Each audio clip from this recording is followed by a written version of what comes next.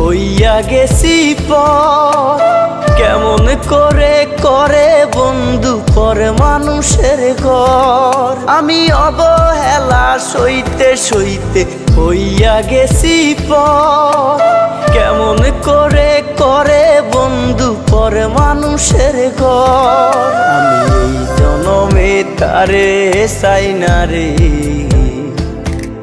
আমি আখেরাতে পাই যেন তারে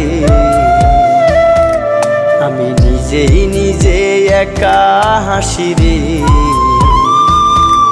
আমায় দেখলে সবাই পাগল বলে রে।